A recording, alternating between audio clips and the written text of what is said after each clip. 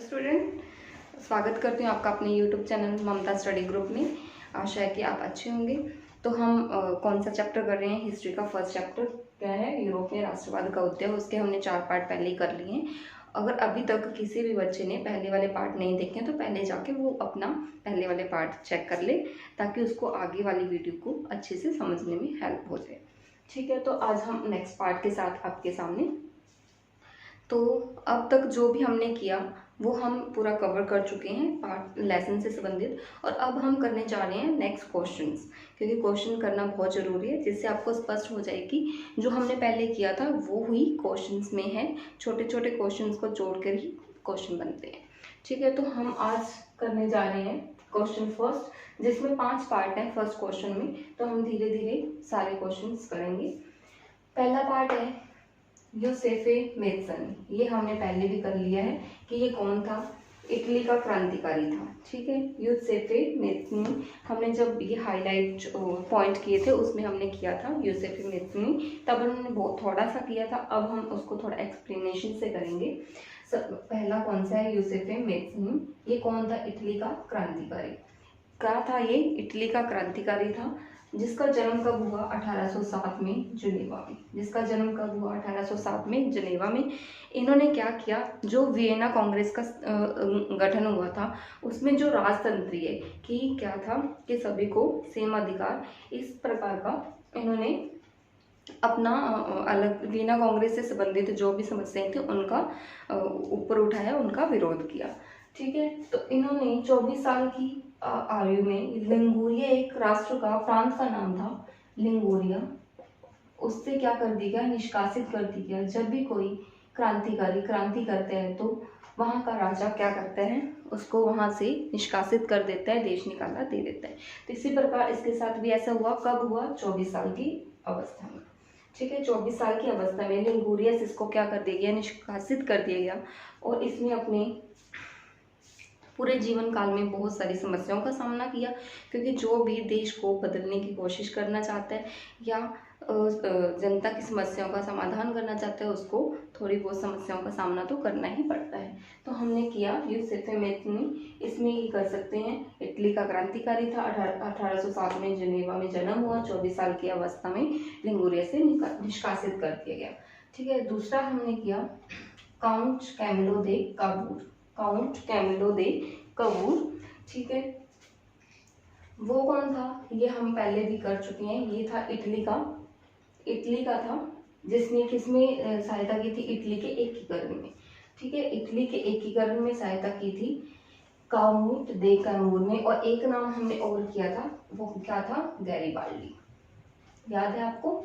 हमने एक नाम और किया था, गैरीबाल्डी, और उसी के साथ था काउंट दे कैमूर। ठीक है, ये और ये इन दोनों ने मिलकर इटली का क्या किया था? एकीकरण।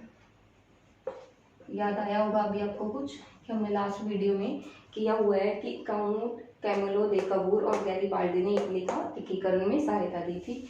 ये क्या था? Sardinia piedmont. सार्डिनिया पीडमोंट एक राष्ट्र था जहां का राजा था, हमने किया था इमैनुअल। याद होगा आपको, इमैनुअल सेकेंड। उसका ये मुख्य मंत्री था। ठीक है, उसका मेन मंत्रिमंडल में किसका स्थान था? कैबूर्ग। ठीक है, ये उसी की मंत्रिमंडल में काम करता था। लेकिन ये ना ही तो कोई क्रांतिकारी था, ना ही जनतंत्र में विश्वास रखता था।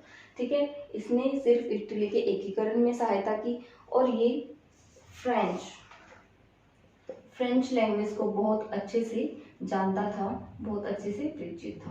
ठीक है, कई बार आ जाता है कि काबूल कौन सी भाषा से ज्यादा परिचित था? फ्रेंच से। ठीक है, तो हमने किया काउंट कैमिलो दे काबूल।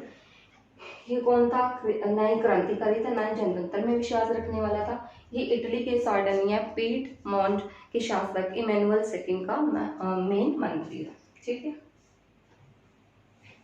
फिर हम थर्ड पॉइंट पे आते हैं। हमारा थर्ड पॉइंट है यूनानी स्वतंत्रता युद्ध। यूनानी स्वतंत्रता युद्ध। इनका ये क्या था? यूनानिक राष्ट्र, एक प्रांत था जो किसका समूह, जो किसके साम्राज्य में आता था, ऑटोमन साम्राज्य। क्या, ऑटोमन साम्राज्य, ठीक है। और तो ऑटोमन साम्राज्य का पार्ट क्या था, यूनान देश, यूनान देश पार्ट था ऑटोमन साम्राज्य का।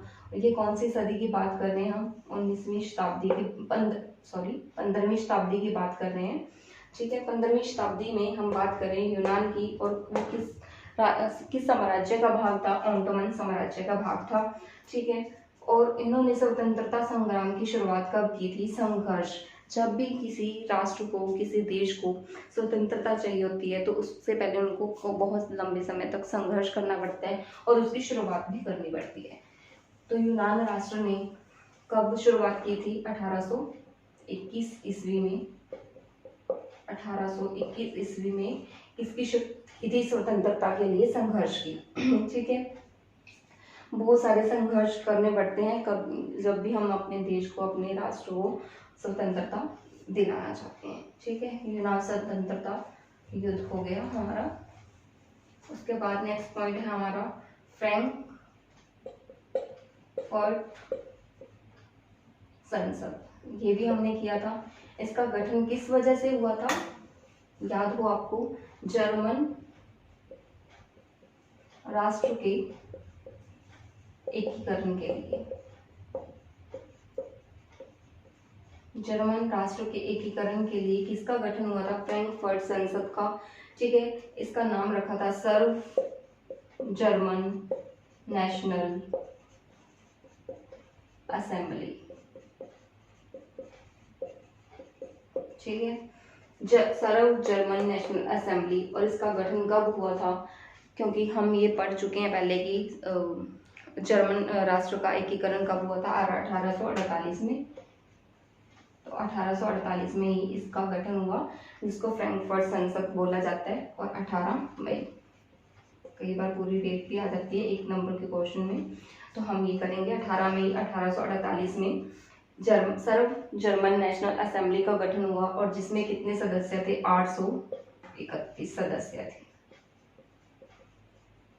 831 सदस्य थे, ठीक है। उसके बाद वहां पे किसका गठन किया गया, संविधान का, संविधान का गठन किया गया जर्मन राष्ट्र के लिए। कब किया, ये भी 1848 में, जब जर्मन का एकीकरण हुआ था उसी समय संविधान का गठन किया गया जर्मन के लिए। और वहां पे एक ऐसा प्रतिनिधि नियुक्त किया गया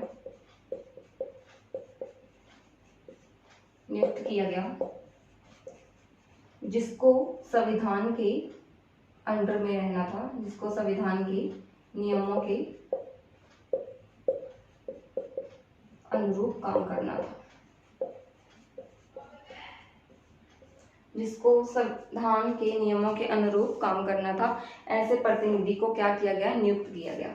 जैसे हम बात करते हैं हमारे देश में राष्ट्रपति, प्रधानमंत्री,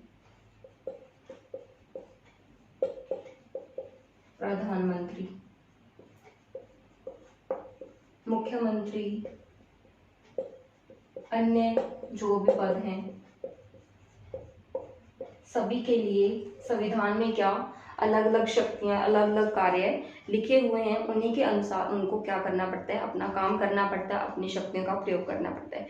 कोई भी इनमें से कोई भी अपनी तरह से कुछ भी काम नहीं कर सकता। जो संविधान में लिखा हुआ है, जो संविधान में बोला हुआ है, उसी के अंडर उनको अपना काम करना पड़ता है, ठीक है, समझ आया। ऐसे ही क्या था, जो ये संसद बनी थी, इसमें जो एक प्रतिनिधि को नियुक्त किया गया और संविधान बनाया गया, उसी के अकॉर्डिंग उनको क्या करना था, काम करना था।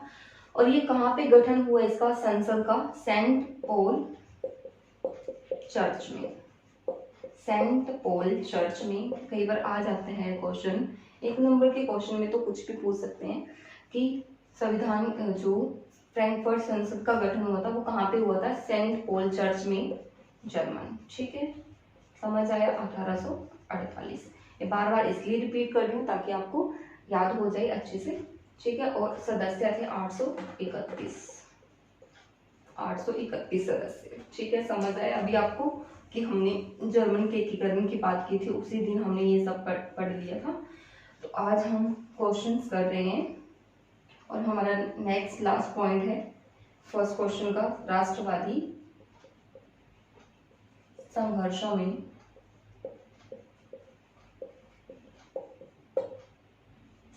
में महिलाओं की भूमिका।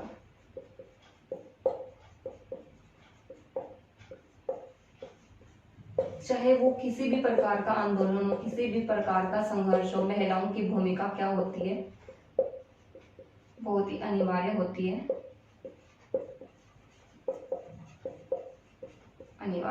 है, और सभी महिलाओं ने बढ़ चढ़कर अपना प्रतिनिधि किया, अपना भाग लिया। उन्होंने विभिन्न प्रकार की अखबारों का संपादन किया, विभिन्न प्रकार के आंदोलनों में भाग लिया, बहुत सारे काम किए जो राष्ट्रवादी संघर्षों में महिलाओं की भूमिका को दर्ज करते हैं। ठीक है, बट उनको अधिकार तो था कि वो अपना प्रतिनिधि, अपना अधिकार कर सकें, पर जैसे हमने बात की संसद की, फ्रैंकफर्ट संसद,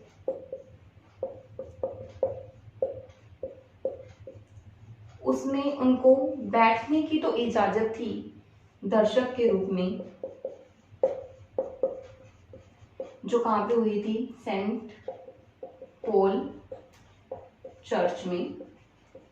उस संसद में उनको बैठने की इजाजत थी, किस रूप में, एक दर्शक के रूप में, पर उनको अपना अधिकार, अपना मतदान में, जो वहाँ पे मतदान हुआ, जो प्रतिनिधि चुना गया, उसमें मत देने का अधिकार नहीं था, मत देने का अधिकार नहीं था।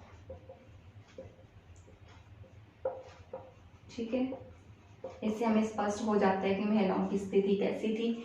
उनको काम करने की इजाजत थी, पर उनको अपना अधिकारी चुनने की इजाजत नहीं थी, अपना प्रतिनिधि चुनने की इजाजत नहीं थी। ठीक है, तो अब हम करते हैं अपना नेक्स्ट क्वेश्चन, सेकंड क्वेश्चन। हमने पहला प्रश्न कर लिया, अब हम बात करते हैं प्रश्न नंबर 2।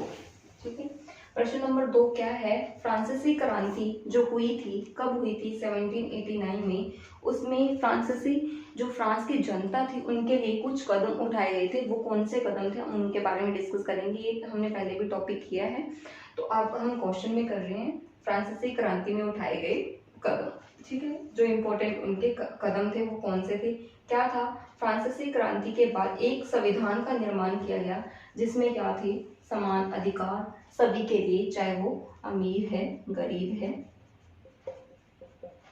ठीक है, और चाहे वो उच्च है या निम्न है, सभी लोगों के लिए समान अधिकारों का उसमें प्रस्ताव था। ठीक है, और दूसरा, एक पुराने झंडे को हटा के एक नया झंडा बनाया गया पूरे फ्रांस प्रांत के लिए। और तीसरा, स्टेट जनरल, एक पद को बनाया गया, वो किसकी सहायता से, नागरिकों के द्वारा मतदान से, सभी नागरिकों के मत से एक स्टेट जनरल पद बनाया गया। ठीक है, मत से स्टेट जनरल पद बनाया गया। और तीसरा, चौथी हम बात करते हैं, केंद्रीय प्रशासनिक व्यवस्था लागू की गई संविधान रूप में, जिसमें सभी लोगों को समान कानून की व्यवस्था थी, समान कानून की व्यवस्था। ठीक है, पांचवा, फ्रेंच को, जो वहाँ की छोटी मोटी बोलियां थी उनको हटा के फ्रेंच को राष्ट्रभाषा घोषित किया गया, क्योंकि किसी भी देश की अपनी एक राष्ट्रभाषा होती है, जैसे हमारे देश की हिंदी, ऐसे ही फ्रांस की एक फ्रेंच लैंग्वेज है, जो उसको क्या घोषित किया गया, राष्ट्रभाषा। तो हमने अभी 2 क्वेश्चन कर लिए हैं, तो हम नेक्स्ट वीडियो में अपने 3 क्वेश्चन रहते हैं, हम वो नेक्स्ट वीडियो में कंप्लीट करेंगे। और अभी तक जिसने भी चैनल को सब्सक्राइब नहीं किया है वो सब्सक्राइब करें, वीडियो को लाइक शेयर फॉलो करें। ठीक है, और जिसने भी अभी तक लास्ट वाली वीडियोस नहीं देखी हैं वो जाके पहले वो वीडियोस देखें। Thank you so much.